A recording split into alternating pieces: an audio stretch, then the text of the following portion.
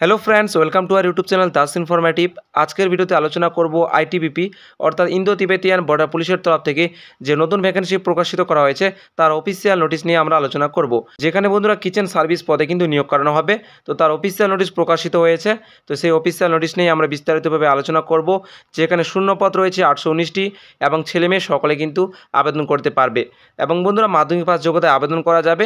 তো এখন আমরা বিস্তারিত আলোচনা করব, তো অবশ্যই তোমরা ভিডিওটিকে শেষ পর্যন্ত দেখো এবং কোনো কিছু জানা থাকলে কমেন্টে জানাতে পারো। চ্যানেলে প্রথমবার হলে সাবস্ক্রাইব করে পাশে থেকো।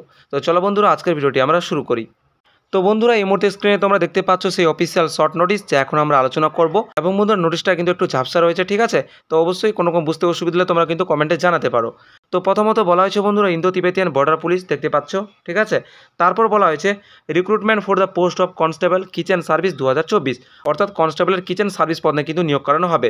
এবং বন্ধুরা এখানে বলেছে যে সমস্ত ক্যান্ডিডেট এলিজিবল থাকবে তারা কিন্তু অনলাইনে আবেদন করতে পারবে এবং ছেলেমেয়ে সকলে কিন্তু আবেদন করতে পারবে এই পোস্টের জন্য, ঠিক আছে? তারপর এখানে স্যালারিরও কথা বলা হয়েছে, দেখতে পাচ্ছ, বলা হয়েছে লেভেল 3 অনুযায়ী পে করা হবে। এবং বন্ধুরা আরেকটা কথা এখানে বলা হয়েছে যে group C non graduated on temporary basis likely to be permanent, ঠিক আছে? সেই হিসেবে কিন্তু আমাদের এখানে নিয়োগ করানো হবে।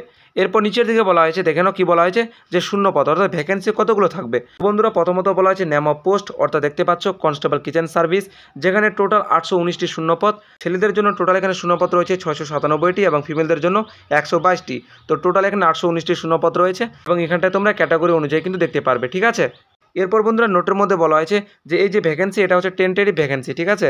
পরবর্তীতে কিন্তু এটা ইনক্রিজ বা ডিক্রিজও হতে পারে। এরপর বলা হচ্ছে অ্যাপ্লিকেশন ফি, দেখতে পাচ্ছ যে বলা হয়েছে 100 টাকা কিন্তু এখানে অ্যাপ্লিকেশন ফি লাগবে যারা জেনারেল ক্যান্ডিডেট হিসেবে বিলং করবে। এবং বন্ধুরা যারা female candidate, ex serviceman candidate, SC ST candidate তারা কিন্তু বিনামূল্যে আবেদন করতে পারবে, তাদের কোনো প্রকার অ্যাপ্লিকেশন ফি লাগবে না।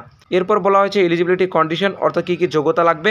তো প্রথমত বলা হয়েছে বন্ধুরা যে বয়সসীমা, তো বয়সসীমা বলা হয়েছে যে 18 থেকে 25 বছর বয়সের মধ্যে হতে হবে যারা জেনারেল ক্যাটাগরি থেকে বিলং করবে। এরপর বন্ধুরা বলা হয়েছে শিক্ষাগত যোগ্যতা, দেখতে পাচ্ছ, বলা হয়েছে matriculation or 10th class pass from a recognise board, অর্থাৎ মাধ্যমিক পাস যোগ্যতা থাকলে কিন্তু আবেদন করা যাবে। তার সাথে বন্ধুরা বলা হয়েছে নিচের দিকে NSQF level 1 course in food production or kitchen from national skill development corporation or from the institute recognise by national skill development corporation. অর্থাৎ বন্ধুরা এখানে NSQF লেভেল 1 কোর্সের যে সার্টিফিকেট সেটা কিন্তু তোমাদের এখানে প্রয়োজন পড়বে, অথবা ন্যাশনাল স্কিল ডেভেলপমেন্ট কর্পোরেশন দ্বারা যে সমস্ত ইনস্টিটিউট অথরাইজ করা রয়েছে তার কিন্তু সার্টিফিকেট তোমাদের এখানে প্রয়োজন পড়বে, ঠিক আছে? অর্থাৎ মাধ্যমিক পাস তার সাথে কিন্তু তোমাদের এখানে স্কিল সার্টিফিকেট প্রয়োজন পড়বে বন্ধুরা, ঠিক আছে? এরপর নিচের দিকে বলা হয়েছে যে অনলাইন মোডে কিন্তু আমাদের আবেদন করতে হবে অফিসিয়াল ওয়েবসাইট থেকে।